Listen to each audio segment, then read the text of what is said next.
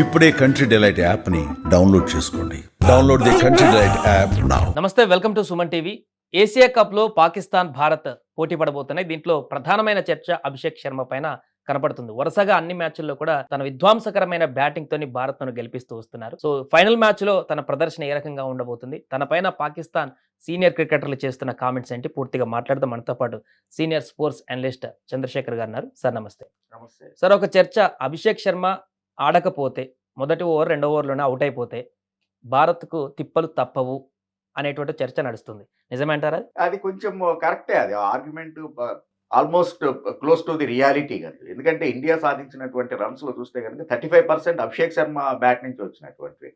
Yes, Asia cup ప్రారంభమైన మొదటి 3 మ్యాచ్లు అంత ఆకట్టుకునేటువంటిది లేదు. నో డౌట్ క్విక్ ఫైర్ అనేటువంటిది ఉంది కానీ, బట్ దాన్ని కన్సాలిడేట్ చేసేటువంటి పరిస్థితులు. బట్ లాస్ట్ 3 మ్యాచెస్ ని గమనిస్తే కనుక 50+ స్కోర్స్ చేసినటువంటిది. సో ప్లస్ అభిషేక్ శర్మ ఉన్నంతసేపు ఇండియా డెఫినెట్ గా 200 మార్క్ చేరుకుంటుంది అనేటువంటి పరిస్థితి నుంచి, అది బంగ్లాదేశ్ తోటి కావచ్చు, లేకపోతే పాకిస్తాన్ తో జరిగినటువంటి మ్యాచ్ కావచ్చు. అఫ్ కోర్స్ శ్రీలంకతో జరిగిన మ్యాచ్ ఈజ్ ఎక్సెప్షనల్. ఆ తర్వాత అంటే Sanju Samson and Tilak Varma definitely credit వాళ్ళకి ఇవ్వాల్సినటువంటిది. వాళ్ళ కాంట్రిబ్యూషన్ తోటి 200 మార్క్ని మనం చేరాం. బట్ అదర్వైజ్ మిగిలినటువంటి 5 మ్యాచ్లని కనుక గమనించినట్లయితే అభిషేక్ శర్మ అవుట్ అయిపోయిన తర్వాత ఉన్నటువంటి ఆ ఫ్లో ఏదైతే ఉందో, యాక్సలరేషన్ తగ్గిపోయినటువంటి విషయం మనం చూస్తూనే ఉన్నాం. అందుకనే ఈ రోజున కూడా అభిషేక్ శర్మ మీద ఎక్కువ ఎక్స్పెక్టేషన్స్ అట్లా ఉన్నాయి. అతను కనుక ఆడితేనే ఇండియా ఒక భారీ స్కోర్ చేయగలదు అనేటువంటి ఎక్స్పెక్టేషన్స్ ఉన్నటువంటి మాట చాలా నిజం.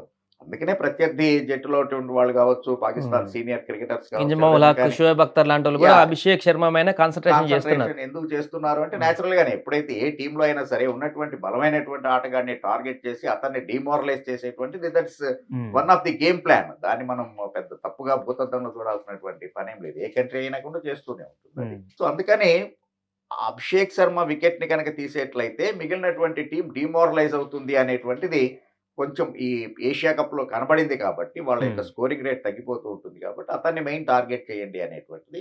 అండ్ ఎస్, మీరు అడిగింది చాలా 100% కరెక్ట్. ఈ రోజున కూడా అభిషేక్ శర్మ ఇంపాక్ట్ అనేటువంటిది అతను నిలబడితే కనుక వచ్చేటువంటిది. ఇప్పుడు షహీన్ షా అఫ్రిది మొదట్లో ఫామ్ లో లేకపోవచ్చు కాక, లాస్ట్ 2 మ్యాచెస్ లో అతను ఫామ్ అందుకున్నాడు, దట్స్ ట్రూ.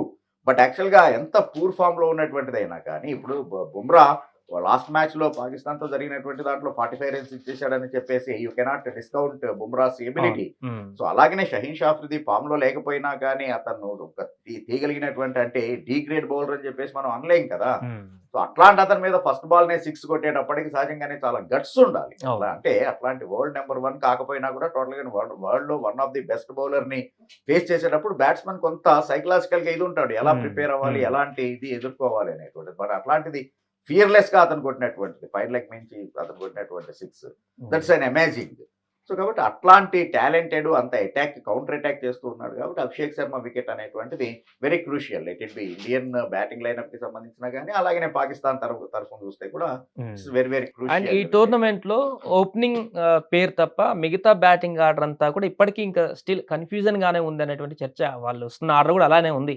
ఎందుకు సార్ ఇప్పుడు ఇలాంటి క్రూషియల్ టైంలో కూడా ప్రయోగాలు చేస్తున్నారు అనేటువంటిది ఒక చర్చ. అంటే ప్రయోగాలు ఒక్కటి పెద్దగా ప్రయోగాలు చేసిందని కూడా నేను అనుకోను. ఈ అనలిస్ట్ ప్రయోగాలు చేసింది అనేటువంటిది కూడా ఏం లేదు. ఎందుకంటే నువ్వు ఎటువంటి ప్రత్యర్థితో ఆడుతున్నావు అనేటువంటిది ఆనెస్ట్ గా మనం ఒప్పుకుందాం. ఏషియా కప్ కర్టెన్ రైజర్ అంటే షెడ్యూల్ ప్రారంభమైనప్పుడే అందరికీ తెలుసు కదా, India is the hot favourite అనేటువంటిది.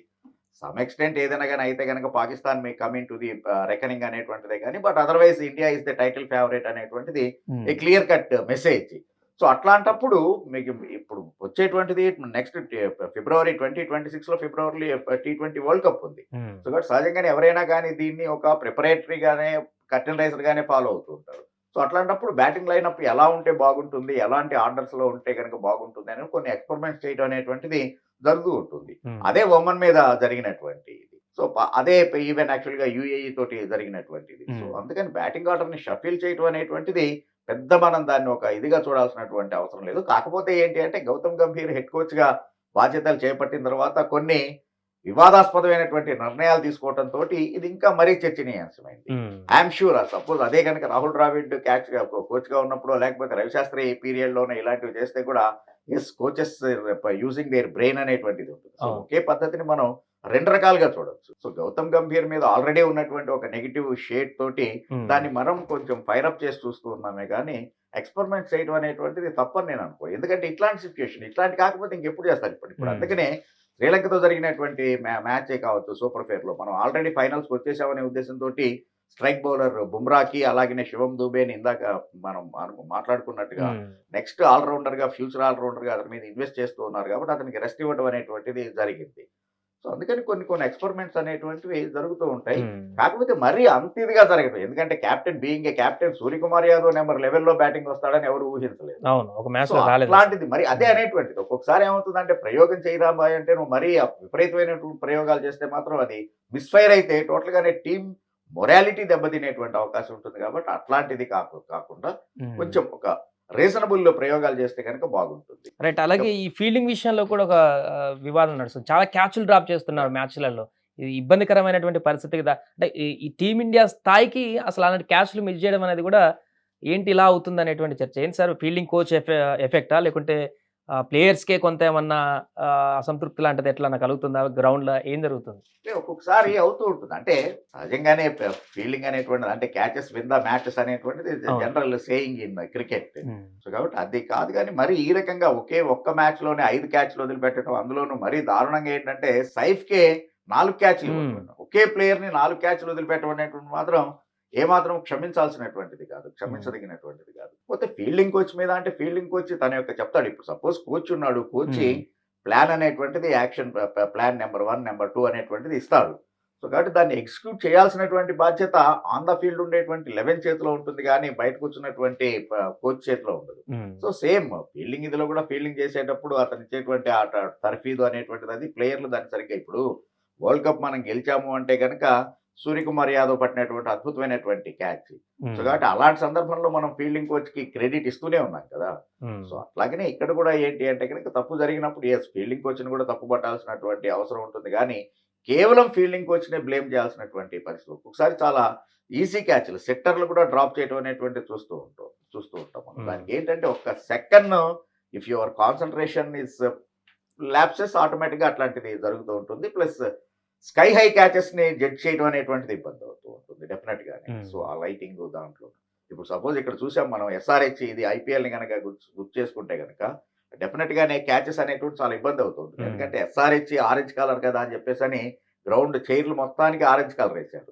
సో కాబట్టి ఫ్లడ్ లైట్స్ లో ఆ ఆరెంజ్ కలర్ ఇదిలో బ్యాక్గ్రౌండ్ లో వచ్చినప్పుడు బాల్ ని జడ్జ్ చేయడం అనేటువంటిది ఇట్స్ వెరీ డిఫికల్ట్. అందుకనే ఇక్కడ ఎక్కువగా క్యాచ్లు డ్రాప్ చేయడం అనేది చూస్తూ ఉంటాం. సో అట్లాంటి ఒక్కొక్కసారి స్కై హై క్యాచెస్ ని జడ్జ్ చేయడం ఇబ్బంది అవుతూ ఉంటుంది. బట్ ఓవరాల్ గా మాత్రం ఆన్ ఫీల్డ్ క్యాచ్లను వదిలిపెట్టడం అనేటువంటిది ఏదో 1 or 2 ఈజ్ ఓకే.